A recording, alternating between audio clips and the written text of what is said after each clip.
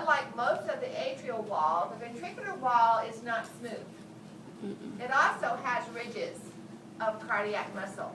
That's kind of what I drew here in this irregular surface. And so those are known as trabecula carni, or the meaty cords. That was not on here. Trabecula carni. So both right and left will have the trabecula carni.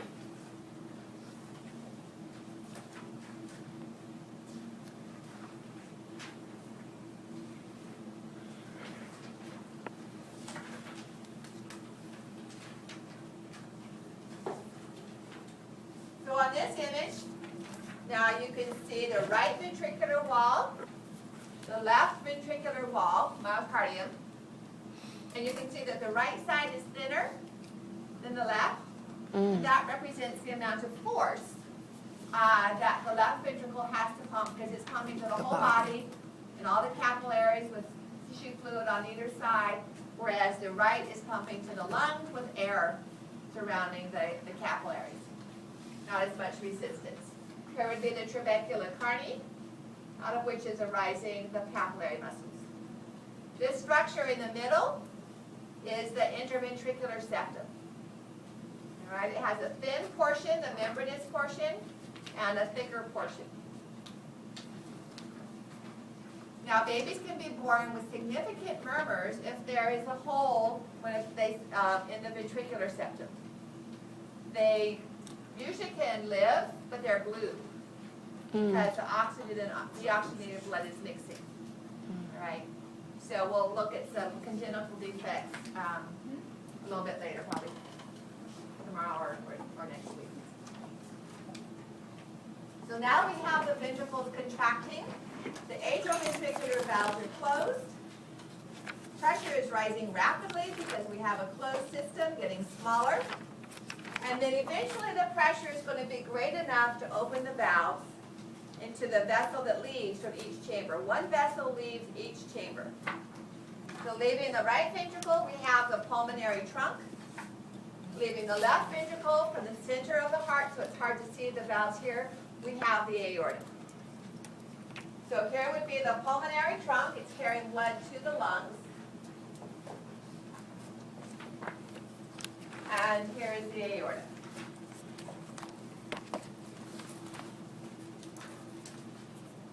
They also demonstrate valves, because when the heart is relaxed, we don't want this blood flowing back into the right ventricle.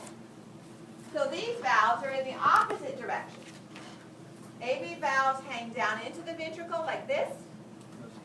Semilunar valves are like little cups in the opposite direction. They don't have chordae tendineae. Pressure of the blood backflow of the blood is not as great as the pressure of the ventricles contracting. Each of them is formed of 3 cups, so there's no difference between the right and the left semilunar valves. So if we look at them here, tricuspid, bicuspid with the 3 and the 2, and here are the semilunars. So each of them has a little cusp. You'll see these in the sheep heart dissections, right here, and here, and here. So what happens is when the ventricle is contracting, pressure pushes those against the sides of the wall, and blood flows into the pulmonary trunk and into the aorta. And then when the ventricles relax, pressure drops in the ventricles. Not as much blood is being pushed into the aorta or the pulmonary trunk, so pressure drops there. Eventually the ventricles are relaxed, and this pressure is greater than this pressure. Blood starts to backflow. And as it does so, it fills those semilunar valves, and they close. And that's the duck sound that you hear. So these are identified as semilunar valves.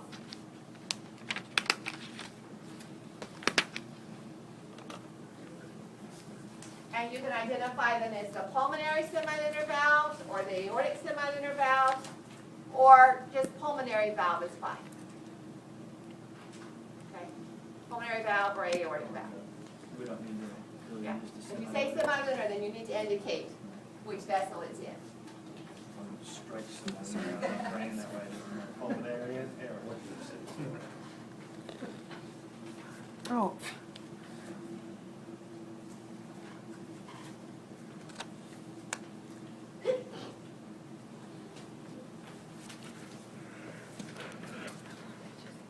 So here's the semilunar valve. This is for the aorta. You'll see it very similar to this in the sheep heart.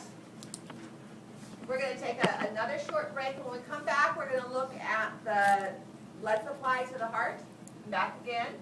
So almost as soon as the aorta leaves the heart, still almost within the structure of the heart, the first vessels to branch off of the aorta are a pair of coronary arteries going onto the surface of the heart.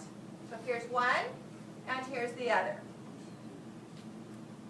Blood flows into the coronary arteries when the heart is contracting or when the heart is relaxed.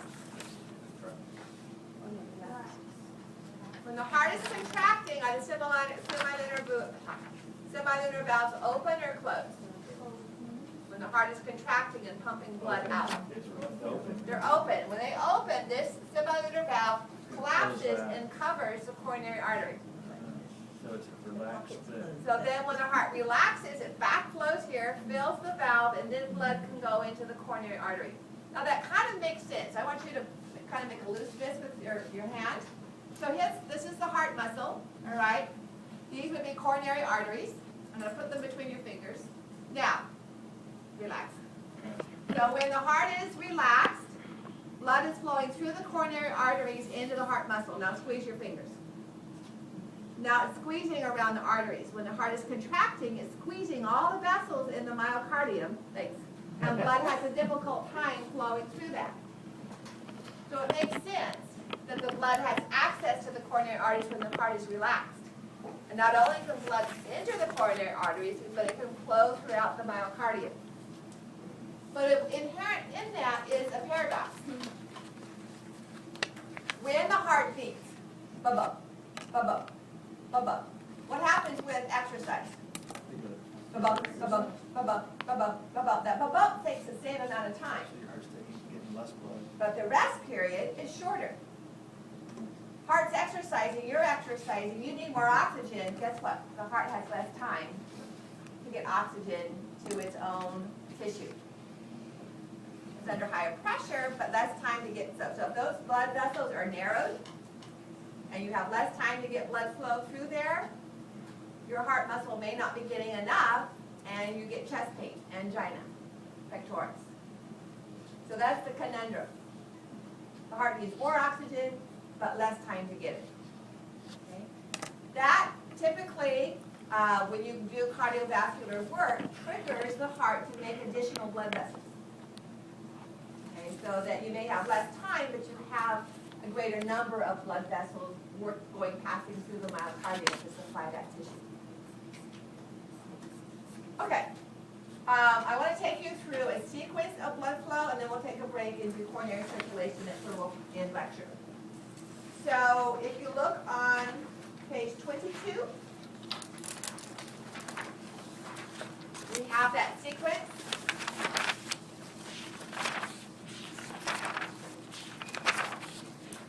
There's some images in here from that show the AV valve opening and closing that I talked about. So if you have, you can read those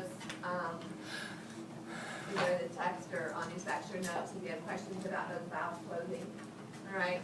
So again, there's two different ways of looking at blood flow in the heart. In actuality, when the heart is at rest, blood flows into both the right atria and left atria at the same time.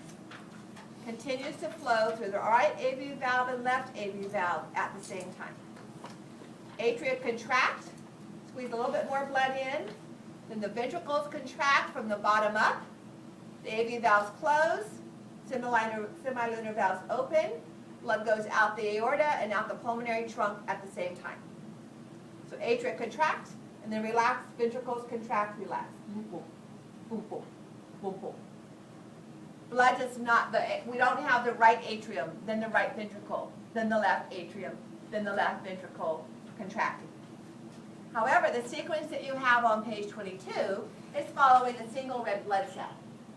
It obviously can only be in one chamber at one time. okay? So I'm not going to write them on the board because you have them written there, but I'll follow it through. So we have a red blood cell that's coming back to the heart from the brain. You've used up 60% of the oxygen from that red blood cell. Thinking about what we're talking about here. It needs more oxygen.